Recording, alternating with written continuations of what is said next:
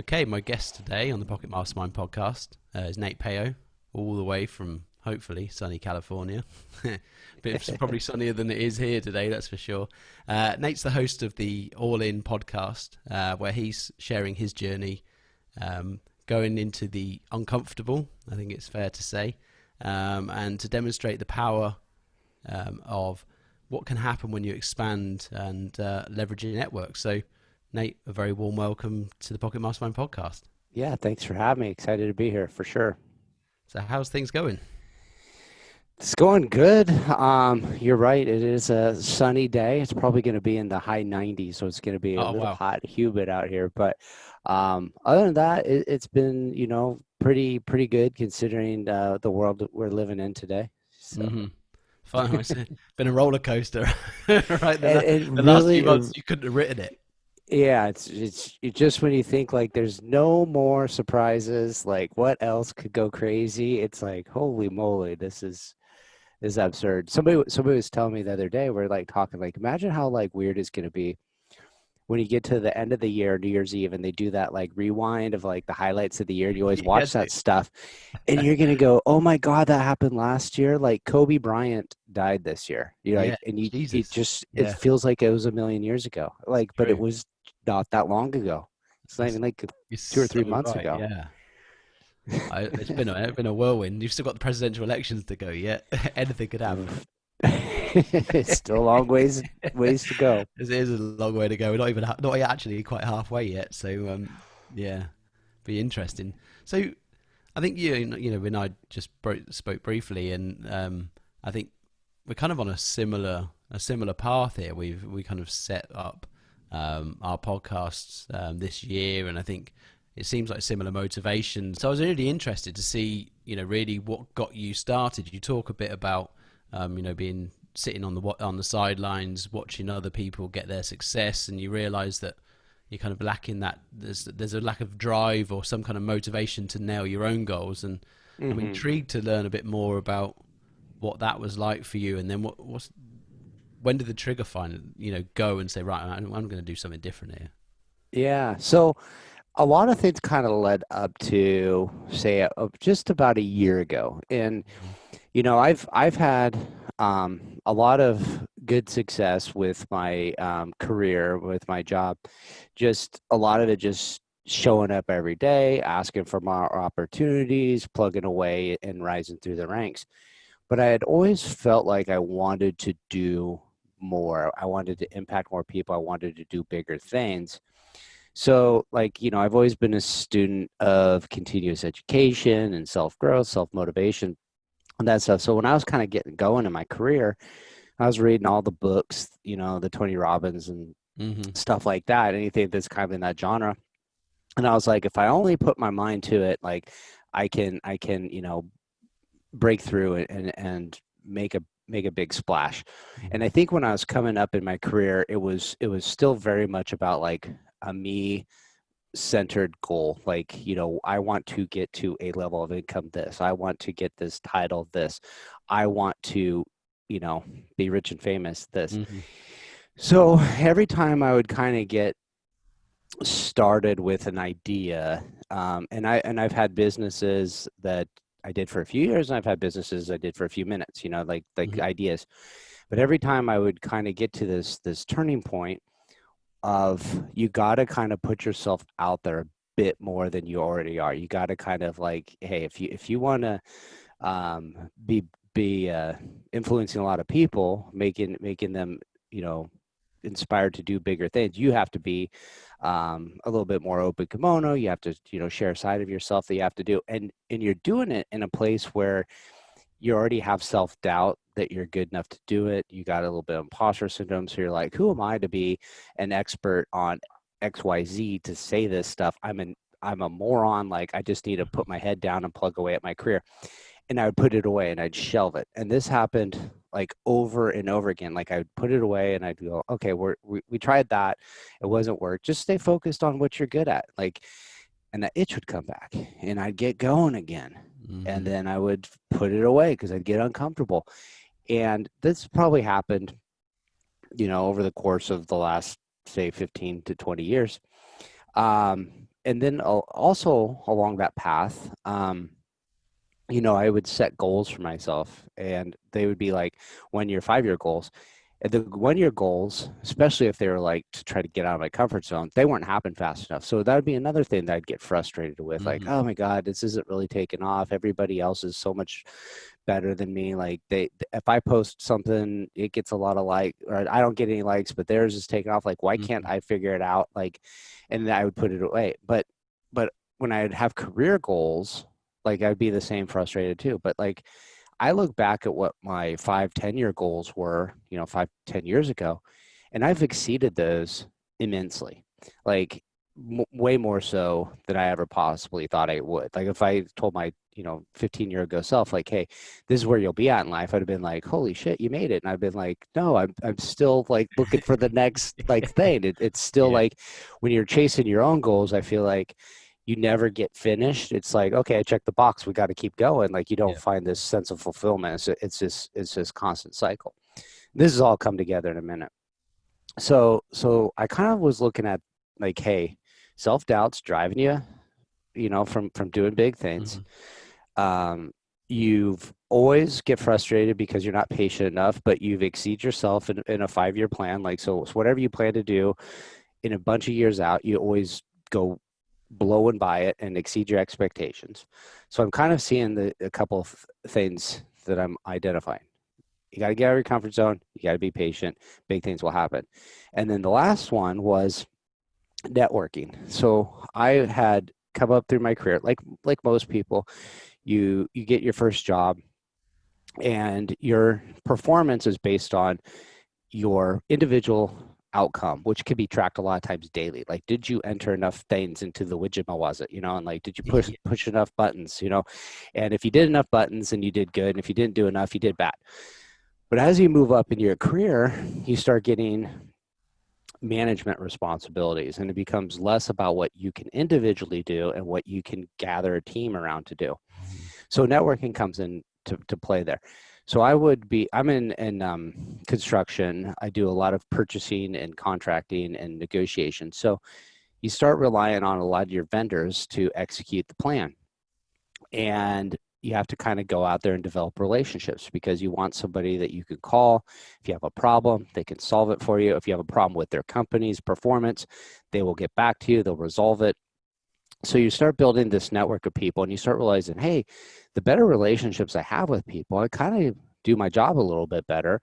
Because I do my job a little bit better, I kind of get paid a little bit more. So then you go, okay, well, I don't like networking. Like, it's uncomfortable. I feel stupid going out there. I feel like I got to hand out cards. Everybody wants to sell me something. I'm going to get stuck in this conversation nobody wants to let me out of. So I would avoid it. But then I started kind of like finding my niche of like, okay, these are kind of cool people. I'll hang out with these people, but I won't talk to everybody else. These would be like the people like, okay, hey, just because we work together, they'd probably be my bar buddies anyways, so we'd hang out at the bar and close the Mhm. bar down at network units. But I started kind of getting to a role where I'm at now, but this was about 5 years ago, and they're like, hey, we need more information. And I didn't have the resources. I didn't have the connections to get the information that my company was wanting to do. I was like, oh, I have a limited network. I need to build and expand it. And I need to meet other people Mhm. that I didn't know I'd be super comfortable with hanging out with them, because I guess I never gave it the chance. So I started networking with more and more people that weren't inside my little circle. And wouldn't you know it, I started making friends. I started liking, going to these networking events, because it wasn't like, oh, I'm always hanging out with the same 5 or 6 people, but I was hanging out, like I'd go person to person to person. And they're always like just amazing friendships that started developing. And again, once again, career started going bigger and better again. So I was like, okay, I should apply this to a couple other areas. One, I need to go national. I need to get outside of my um, local industry and meet all the national manufacturers and the national sales reps. So I started doing that again, start making a bunch of connections over time, develop some friendships, good relationships, and it's paying off dividends, which is weird because like if somebody said, hey, we're gonna have you go to this trade show in this like ideal destination location, you're gonna stay at a nice hotel, and you're going to go socialize with a bunch of people. You're going to have all your meals paid for. There's going to be an open bar. They're going to, have a nice dinner for you. You go, oh, that's just like a goof off time. Like I'm just getting paid to go lollygag for 2 days. But what happens is like 2 or 3 years later, you're establishing a relationship where you're able to save the company hundreds of thousands of dollars. And you don't, like, when you're starting your career, you go, oh, I just punch stuff in the keyboard and I see my results that day. Mm-hmm. When you become more of a manager, more of a networker relationship, like it takes time to see the results of your efforts. And so like it starts making sense. Like, oh, I'm not just goofing off. I'm actually developing relationships that are going to pay dividends in the future. So I was also had an interest in entrepreneurship and kind of, this start stop thing I was talking about before, but I was kind of in a position where it's like, hey, I don't really want to try to start something because one, I don't want to go like build something and work for free for a few years and hope it Mm-hmm. works or it doesn't work.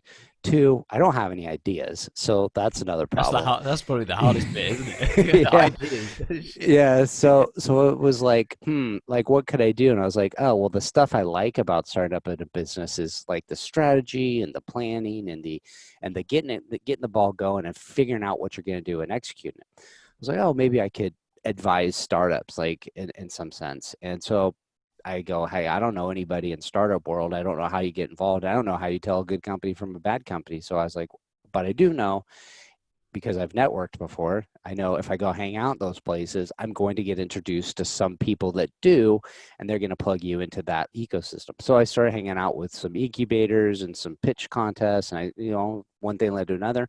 I started advising some startup companies. So all this was kind of happening, and about last year, I had this epiphany, which was, hey, every time you put in a bunch of effort into networking, getting out of your comfort zone, and helping others, you start seeing big things happen in your career. One thing I want to go back to on the networking thing is during this process, I realized that networking was more powerful, not when me and you made a relationship. That was good, but what was really, really powerful was with you had a problem and I knew somebody that could solve it, or Mm-hmm. vice versa. You had a solution, somebody else had the problem, and I would make that connection. So somebody said, hey, I really want to get in front of David.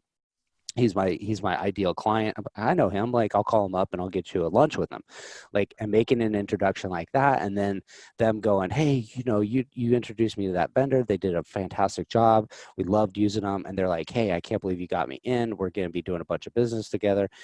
And then I was like, hey, this is really fulfilling. Like this is that fulfillment I think I was looking for when I was always chasing my own goals. So I started thinking, okay, if I really like the fulfillment of helping others through this networking, like how could I expand my networking? How could I help more people? How could I scratch this entrepreneurship itch? And how could I, knowing if I did this, get over that feeling of dread when I get out of my comfort zone and I start putting myself out there, especially because like I was starting to think about doing this, like how could I put myself out there and people, like, what will they think if they know me as Nate purchasing guy and I start putting myself out there as like a guy that posts a bunch of stuff on social media, because I Mm-hmm. wasn't ready to podcast just, and it hadn't really occurred to me yet. I was just like, hey, I'm gonna network a bunch. Like what would happen if I really went crazy with my networking and tried to develop as many really deep good personal relationships as I could over like a 5-year period, not just like collect cards and collect followers and stuff like that, but really get to know somebody in a conversation and be able to support them. And so I was like, how would I do that? And I was like, I need to probably make life easier for me and not always seek out people, but find a way for people to seek me. And that means like, hey, I got to post more on social media. I got to develop a little bit of a following, and I got to like do all that stuff that's really uncomfortable. So about the same time, a friend of mine in the industry, she's on the sales side, she started posting all this stuff that she was going into this like life coaching path.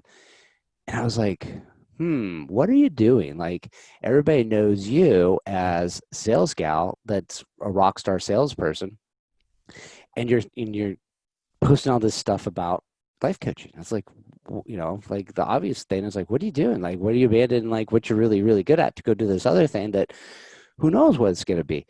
So I was like, I got to talk to her. So we went to lunch. We had this like long conversation about it. She's like, I really feel called to do this. And she had a lot of the same feelings around life and fulfillment in life and serving others that I did. And I was like, yeah, that's how I feel too. But like, how do you reconcile, like, everybody knows you as this and you're stepping out as that? Like, do they still think you're this? She's like, you know what? It doesn't really matter because I'm doing what's right for me. Mhm. And I got to look at my own self first, and it doesn't really matter what everybody else thinks. And what I found is when I quit caring what everybody else thinks, like, nobody did care. Like, they supported me in everything I was doing. And I was like, that's amazing. She's like, you just got to kind of start doing things that make you feel uncomfortable. She called it like a social media hangover. Like, you post something on social media, and immediately after you go, oh shit, what did I do that for? Like, I got to take that down. Like, somebody's going to read that and think I'm nuts. And she's like, you just got to leave it up there. And it was weird because I would do that. These were like dumb posts too. They were just kind of like, a motivational Mhm. statement or something like, hey, I'm dealing with this, or I want to do this.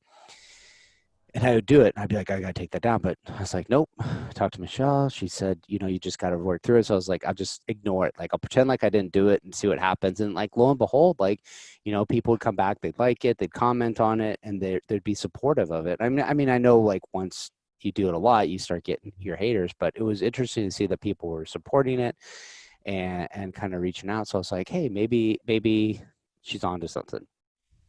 So then I started posting more and I started talking about some struggles I was going through.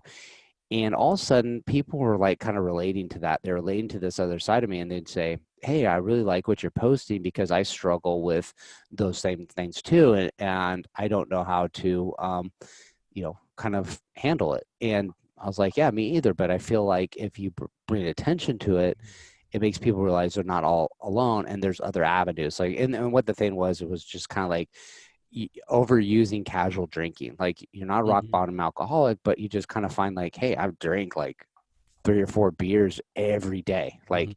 Like I can't go just two on the weekend because the go Sunday, Monday, Tuesday, Wednesday, Thursday. And it's just like, it's holding me back. And I was like, how do you kind of go to all these networking events where everybody's drinking Yeah, that's and true. not Yeah. drink? Like, you go, hey, I want to go like a few weeks without drinking, but there's a mixer on Wednesday night. Like, how am I getting everybody drinks at this thing? Like, I'm just gonna have one or two. I'm not gonna get hammered, but I'm gonna have two. And if I have two on Wednesday, I'm gonna have two on Thursday.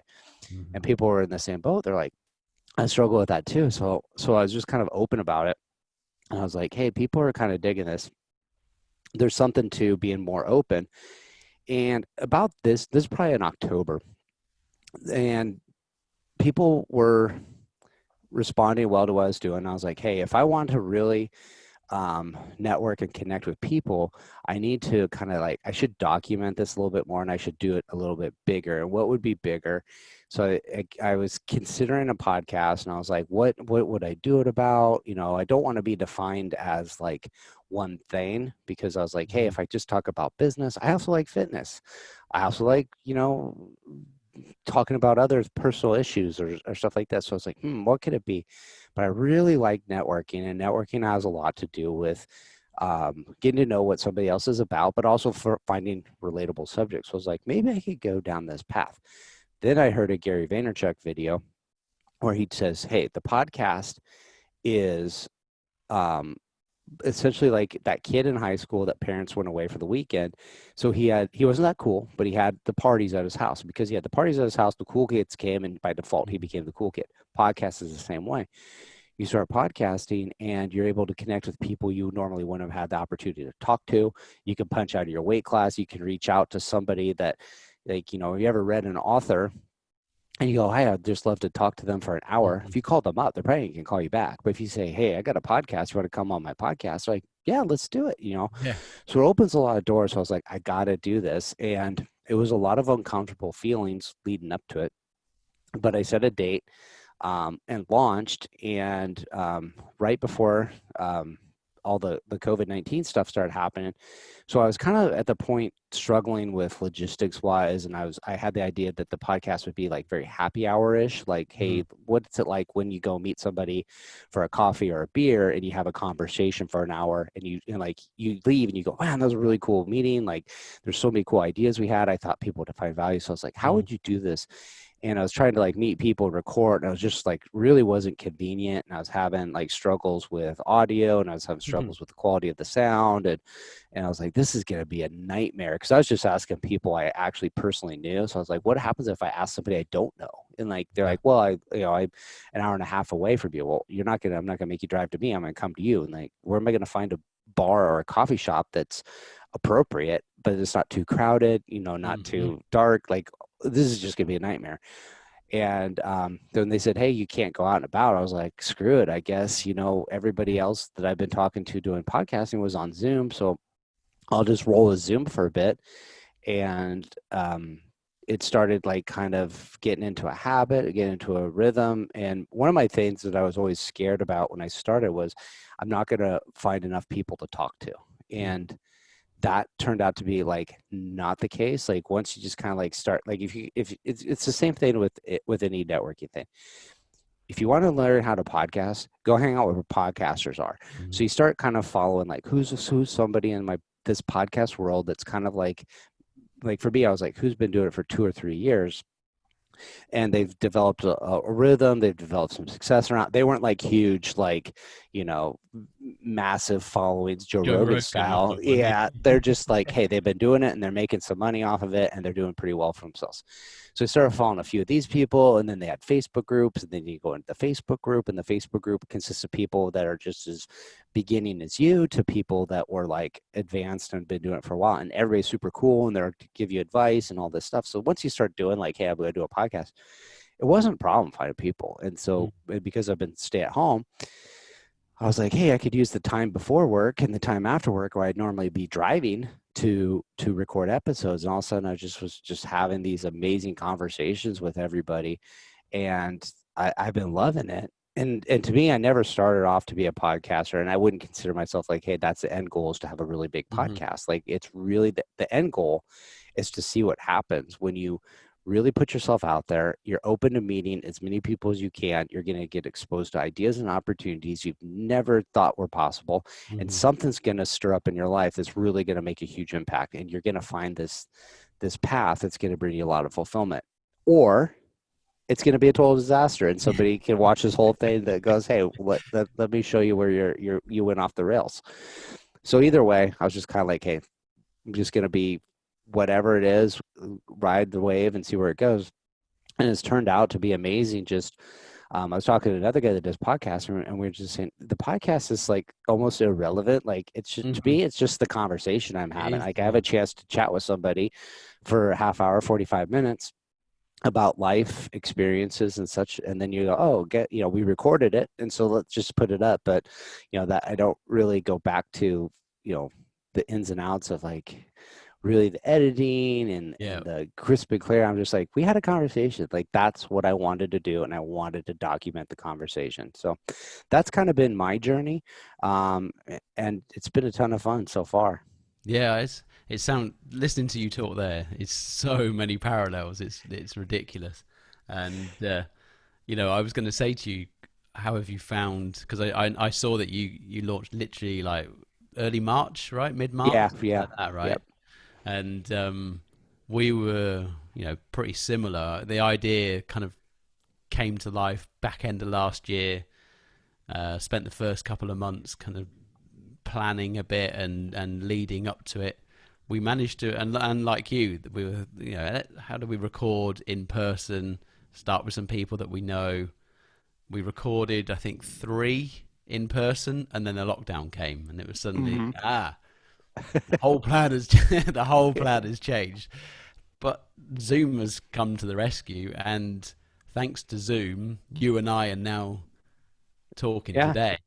And had I stuck with the original plan, I probably wouldn't have gone much more than 50 or 100 miles away from where I am. I'd have probably been more difficult to find people to talk to at appropriate times, like you say, in appropriate locations. So, in many ways, this whole situation that's come along has probably been great for people like you and I. It really has. I think it makes you more comfortable with one being in a teleconference. So like you're at work, you can do it better. Or if you want to network and connect with somebody, it's not like at first you say, "Hey, you want to get on a FaceTime call with somebody you ever met like Yeah. 6 months ago?" You're like, "No No way!" way. Like, So and true. now it's just like, yeah, let's jump on. And like you said with the time zones, like some days I'm doing them at 6 a.m. and I'm just like roll out of bed and like I haven't even like cleaned up or anything.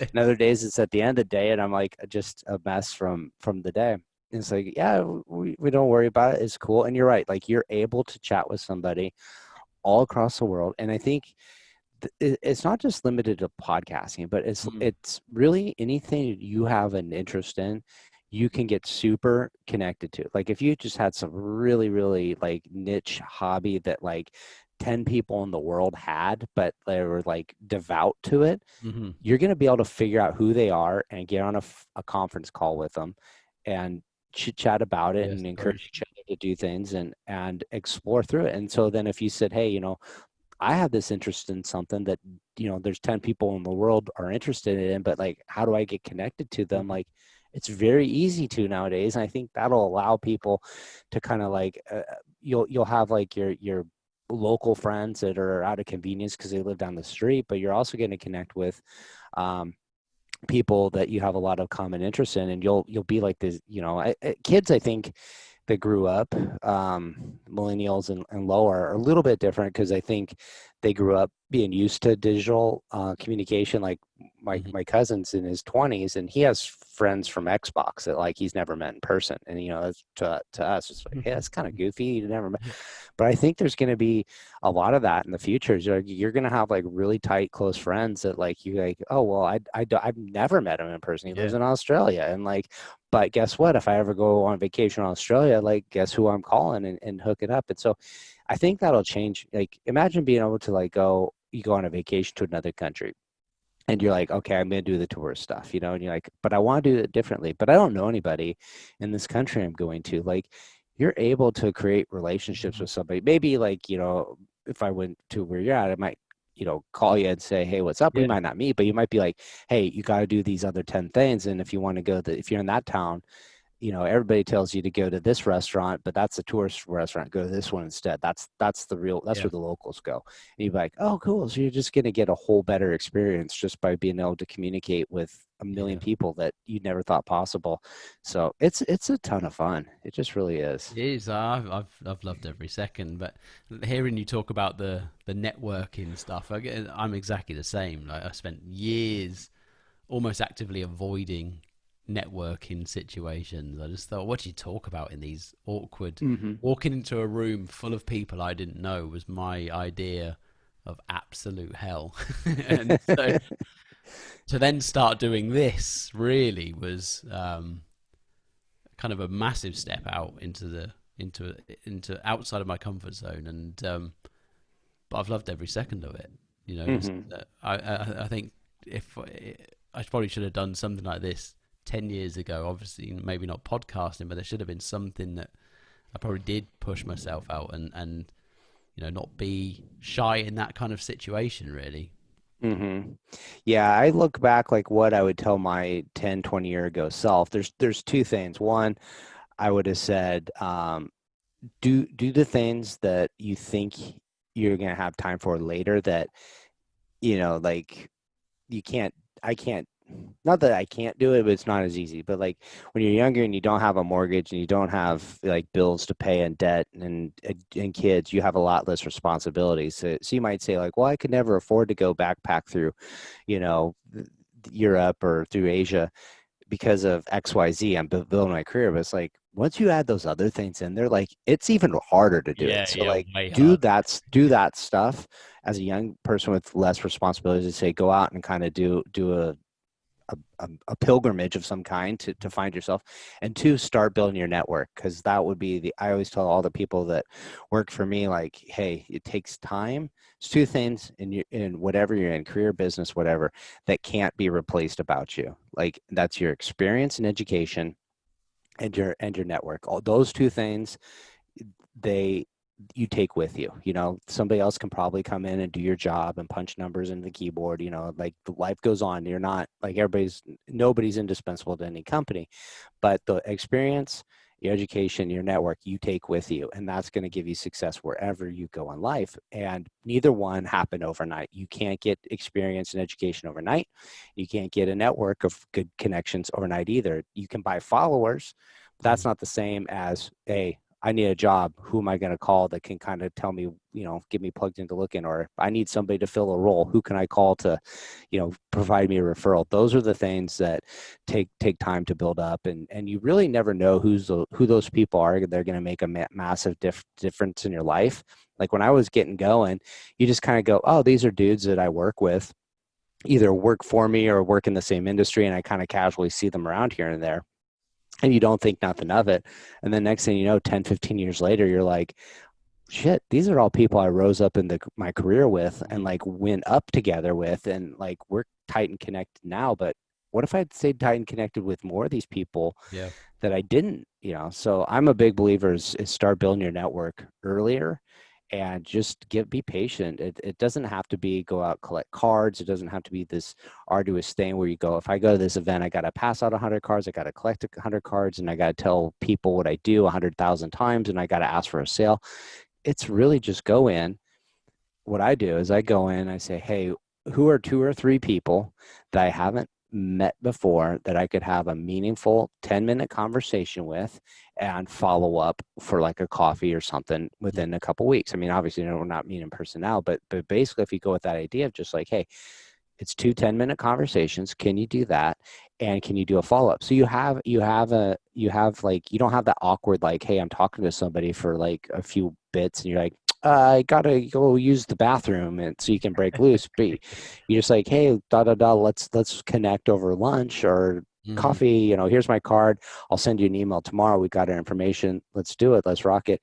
And then you kind of just go through your thing. And then if you're uncomfortable and you got those 2 people, then you're free to go. You don't have to stay the whole time if you're uncomfortable. You've done what you needed to do. And if you repeat that, every week, you start seeing the same people. They become less strangers. They're more friends, and it becomes a lot easier. And then you start going, hey, how can I connect?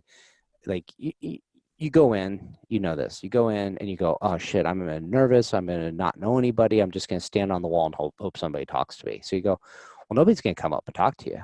So why don't you be that person that goes up and talks to that other person that's standing up on the wall looking like wait for somebody to happen that thinks they're going to die, and you just chat with them for a bit, and then go, if you know anybody there, grab them over. Hey, I want you to meet somebody else. Or even if you don't know anybody, like sometimes I'll just grab somebody I don't know and say, hey, do you know my friend that I just met? And you make another connection and you let Mm-hmm. that conversation kind of go. And there's something about it with the energy starts building where like 2 or 3 people are having a conversation, they're engaged. The other people look over and say, hey, they look like they're good time people. Those are the people I want to go hang Mm-hmm. out and meet. And you kind of attract a few more people. So it really is just a mindset shift of looking at like, hey, what do you want to get out of it? What's comfortable for you? Because it's unique. Some people are that type of person that can go in and say hi to 50,000 people and have a small talk conversation with anybody and not be bored. Other people are more reserved and they're scared and they avoid it. So you find what works for you, and then you just keep repeating it, and over time, like powerful things happen from it. Mm-hmm. How, have you kind of developed a bit of what's the word? I guess kind of an approach, kind of an icebreaker approach for people that you don't know, that you go up and say, "Hey, is it just an intro, or is Um, because what most you people are can. terrified of, really, right? It's like, what do I say? Hi, I'm David, and you know, Yeah. So I get it. The thing I try to remember is like, hey, at a networking event, everybody came there for a reason, and that was to meet other people, or they feel like they should be there because they're supposed to meet other people. Maybe they actually don't want to meet people because they're a little bit nervous. But once you realize that everybody's there to meet somebody else, one, it's not weird to go up and start chatting with them. Like if you Mhm. bumped into them, like just start chatting up people at the grocery store. So two, um, people like talking about themselves, and that's the easiest way to get a conversation going is make it about the other person. So you can go up, and the simplest thing, of course, is to say, hey, hi, what do you do? That's an easy way to do it, although sometimes people are a little bit reserved to start talking about themselves right off the bat. So it takes a little while to get the conversation going. But I usually find that if somebody has something um, unique to their appearance, not like, they got like six eyeballs, but like, they wear a certain piece of clothing that kind of stands out. Like Hmm. they did that for a specific reason, that that means something to them. So if they have a really nice watch or a really nice ring, or they're wearing a hat that stands out, or they're wearing like bold shoes, like you just kind of like look at what is somebody doing Hmm. that you can tell that they were deliberate in putting on that day because it means something to them. And then you ask them about that. So, easy one is like, hey, that's really cool shoes that you're wearing, or I love your hat, or that's Hmm. a really great watch. And they start, hey, yeah, I got this, and they tell you the story behind it, or why, what they do. And then it just kind of gets the ball rolling, and it's something. So that's usually what I do, is try to find something on them that's relatable.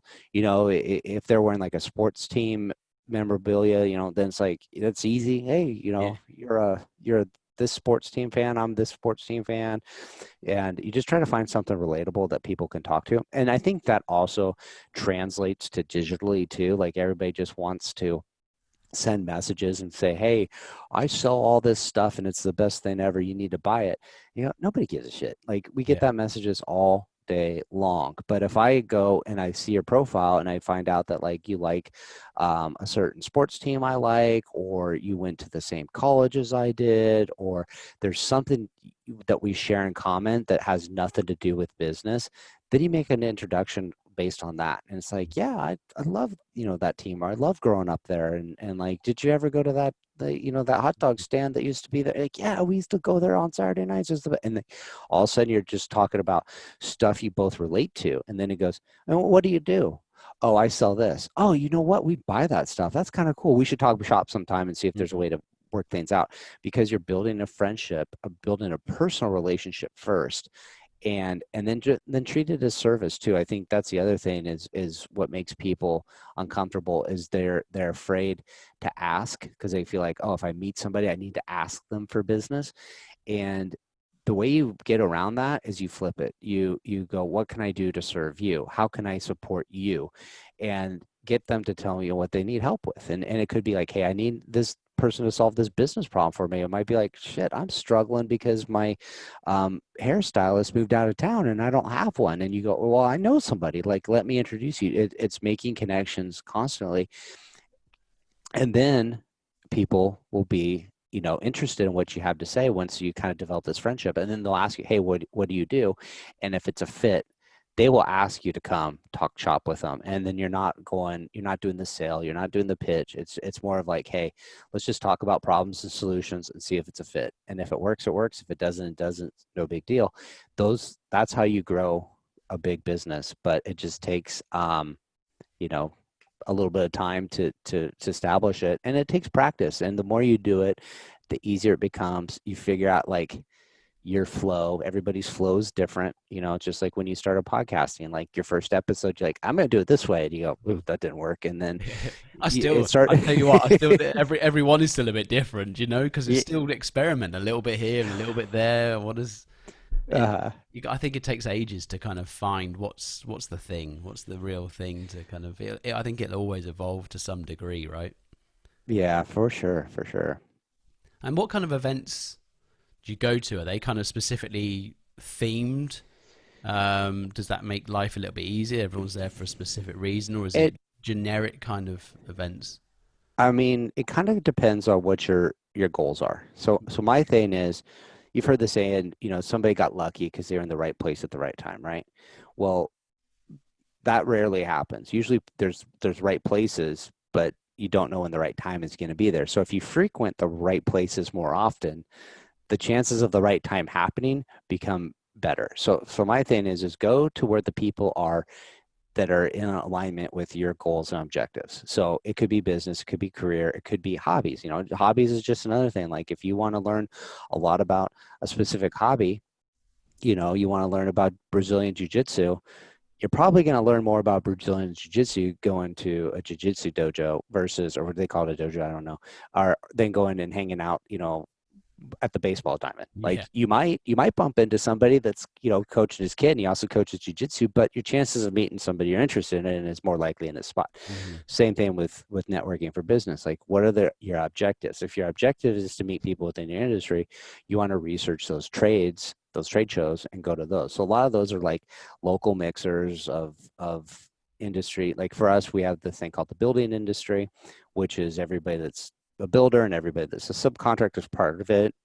And then there's little offshoot groups within it, like a sales and marketing group or purchasing group, and you just kind of go where it makes sense to go. And then we have national trade shows, and we have stuff that you go to like in Las Vegas, and they're huge, massive like auditorium stuff, you know, 30, 40,000 square feet Hmm. places, probably even bigger than that. And you just walk around, you collect cards and information, or other ones you go and you do like sit down meetings face to face with people. But the more you go to these things, the more comfortable you are. So that's like one thing. If you're like, hey, I want to be very industry specific, but that might not work if you're, you know, if your customers or your business that you deal with is community based. So like if you're like a hairdresser or a realtor, you know, going to hang out with a whole bunch of realtors isn't, it's good, but it's not the best. So you're probably better hanging out with people within the community that are going to know people that are looking to buy and sell houses. So then it's like chamber mixers, you know, grand openings, anything that's kind of going on in the communities you serve, that's where you want to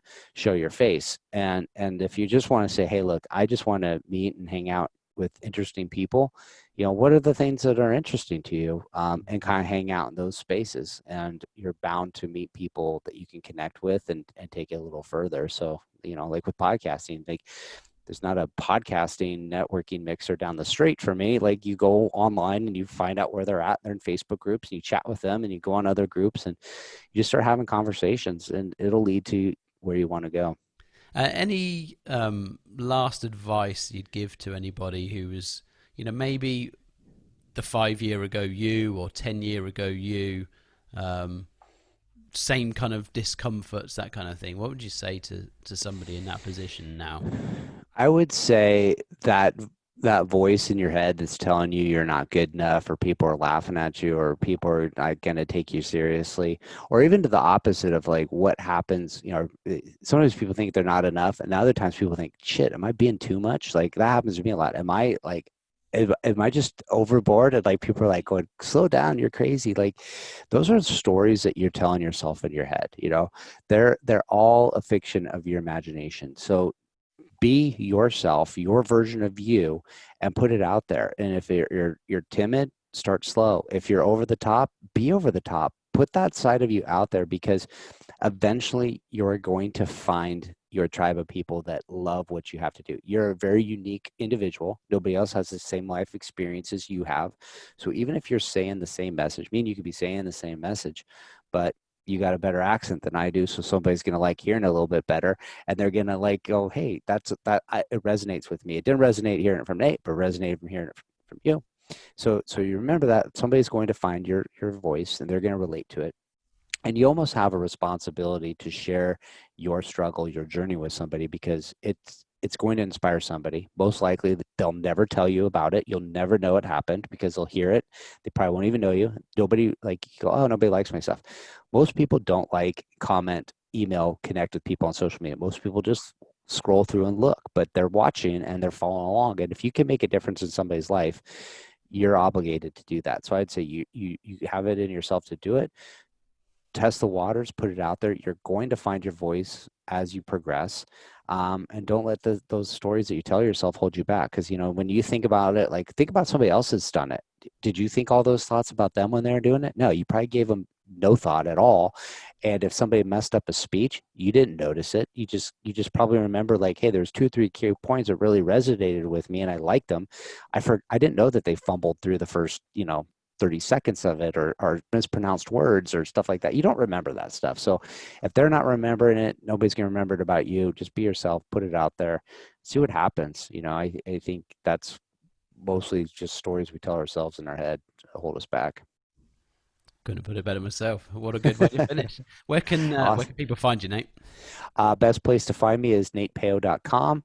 From there, you can find the podcast, you can find my social media links, and you can connect with me pretty easily there. Awesome. Well, thank you very much for your Awesome. time. It's been great talking to Thank you. you so much for having me on. Had a great conversation. Hopefully we'll do it again soon. Fantastic. Cheers, Nate. Thank you. Cheers.